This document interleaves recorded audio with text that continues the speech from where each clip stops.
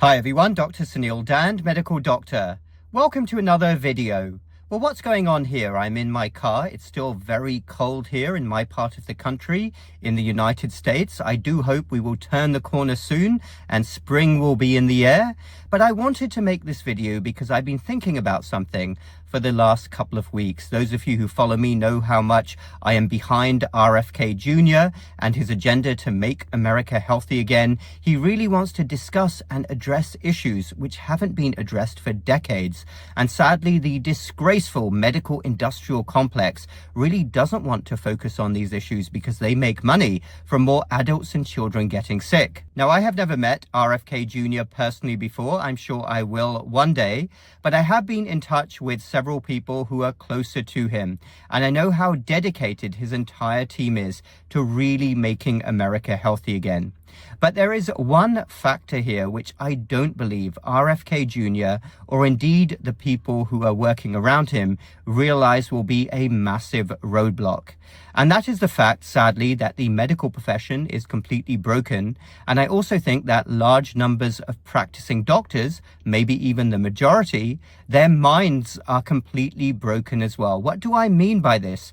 Because it seems like quite a severe thing to say. What do I mean that the minds of practicing doctors are completely broken? Well, what I mean by this is that the way doctors have been trained to think, the fact that most doctors are complete followers, they lack critical thinking skills, and they certainly lack the courage to step out of line and ask questions when they need to. I really think that RFK Jr. and his team underestimate how much this will be a roadblock to truly making America healthy again. And it's very sad, isn't it? Because you would expect that if you had a campaign to really make a country healthier, that people with MD after their names would be all on board. They would be fully signed up with this noble goal. But sadly, that is not the case. And I had suspected this for a long time, but boy, were my eyes opened during the pandemic. Some of the things that I saw, the lack of doctors' ability to really ask questions. Now, I encountered doctors both online and in real life. And when I was trying to explain certain concepts, certain statistical concepts, like you do understand that you have to treat thousands of people to get a minuscule result, basic concepts, which doctors should know if they understand statistics. Sometimes I almost got a cross-eyed look from doctors. They would be like, huh? What do you mean? And it was like they either didn't understand or they didn't want to go down the rabbit hole. Because let's not forget that a lot of doctors, they live in fear as well. They are kept in line by their physician societies, which are frequently very corrupted, licensing authorities, etc.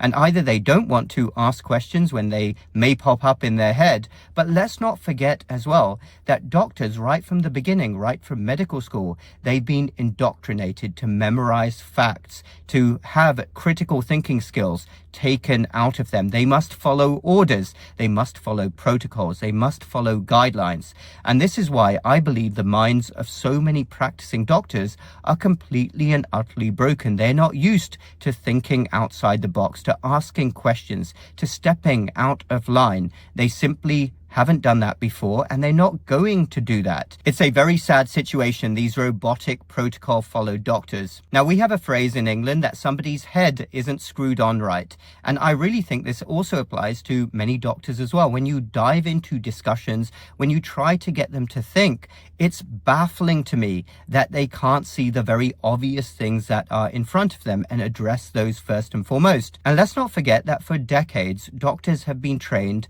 with the pill for every ill paradigm. This goes back to the beginning of the last century and the influence of Rockefeller medicine.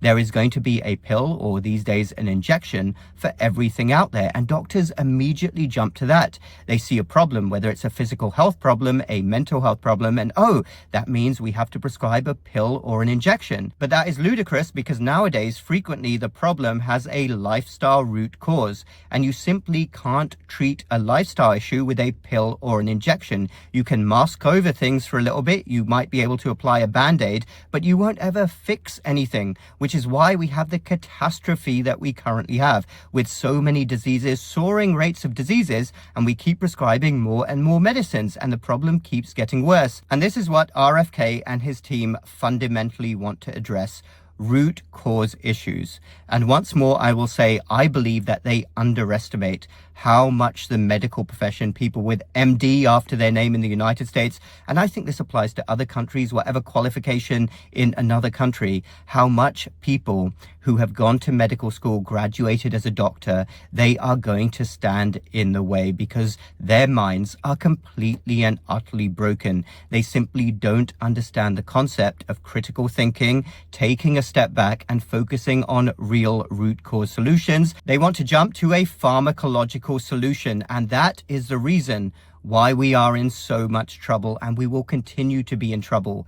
Do I have all of the solutions? I don't think I do. I have some solutions. I would go right back to medical school and the way that medical students are taught right from the very beginning. And then I would really clamp down on the physician associations, the societies, the medical licensing authorities, all of them, which in my opinion do so much damage to the good practice of medicine. They are an affront to the original principles of Hippocrates. They wield their power with an axe. I remember during the pandemic, they were sending out their threatening emails to licensed physicians.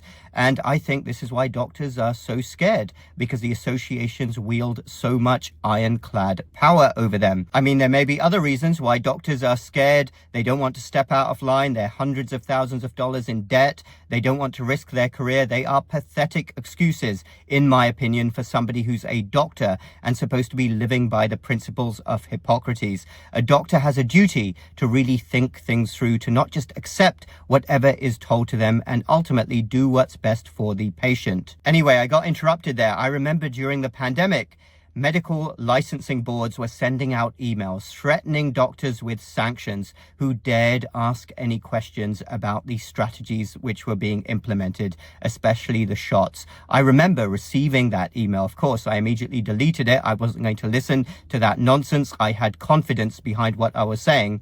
But I thought to myself, you absolute scoundrels, I've never seen you be all in on anything. I've never seen you be all in on a health and well-being campaign, getting healthier food to millions of people. You're not all in on that, but you're all in on doctors doing what they're told. You see, with leadership like that, the medical profession remains in trouble. And you can see in statistics how trust in medical professionals is dropping. And I think this is well deserved. So I'm going to finish off again with what I started with. I really believe that RFK Jr. and his team underestimate how much the medical profession, with its broken minds, is going to stand in the way of making America healthy again and really addressing root cause issues, focusing on elevating the health and well-being of the population away from the big pharma and big business interests. Thanks everyone for watching. Dr. Suneel Dhand. Feel free to leave a comment down below. I enjoy hearing from all of you. Check the links in the description down below for my website, the other work I do. Hit the like button if you like this video and the subscribe button for more similar videos in the future. We will speak again very soon.